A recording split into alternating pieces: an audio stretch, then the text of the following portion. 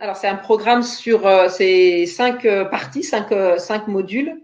Donc, il y a une première partie où l'idée, c'est d'apprendre à mieux se comprendre, se connaître.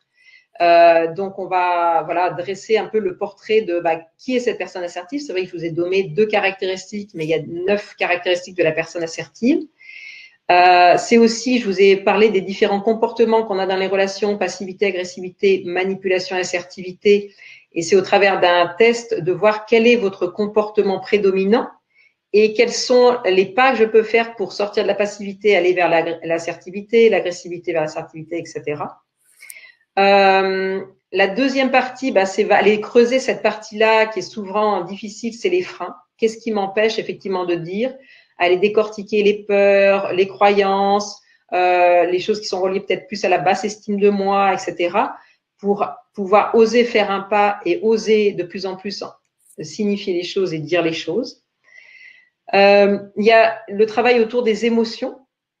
Arriver à identifier ses émotions, et donc j'ai créé, c'est vrai que je ne l'ai pas dit en introduction, mais moi je me suis formée vraiment à plein d'approches différentes, et j'aime bien avec ces différentes approches en fait ensuite créer mes propres outils avec ma représentation des choses, et j'ai créé un outil qui s'appelle la cartographie émotionnelle pour aider à effectivement identifier ces émotions, et puis voir que derrière nos émotions il y a des besoins, il y a des messages cachés, et ensuite voir comment on peut les nommer.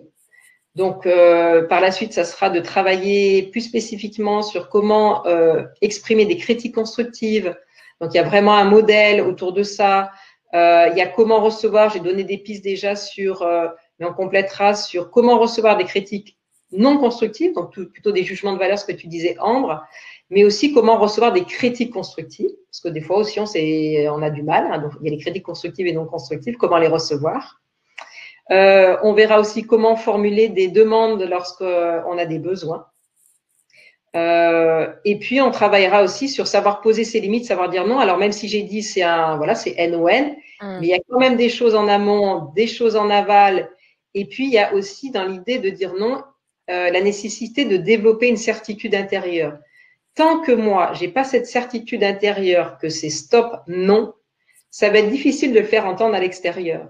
C'est-à-dire, il y a des fois des gens qui me disent « Ouais, mais Sylvie, tu sais, j'ai dit non », mais les gens, ils insistent. C'est que probablement, ton non, il n'est pas assez affirmé intérieurement. La dernière fois, je fais partie de mon conseil syndical, et puis cette année, j'ai dit non intérieurement, je me suis dit « J'ai plus envie, quoi ». Et donc, réunion syndicale, ils disent « Bon, alors, Madame Agin, voulez, tout ça ». Et moi, je dis « Non ». Et c'est étonnant parce qu'il n'y a aucune personne qui m'a dit « Ah, Sylvie, c'est dommage, allez, quand même, essaye ». Alors, vous pourriez dire, peut-être que les gens, ils t'aiment pas, Sylvie, hein, ils veulent rouler plus de toi. Je pense pas, parce que je m'entends bien avec mes voisins et ça se passe bien. Mais j'ai senti que quand j'ai vraiment prononcé mon nom, il était vraiment posé, ancré, décidé.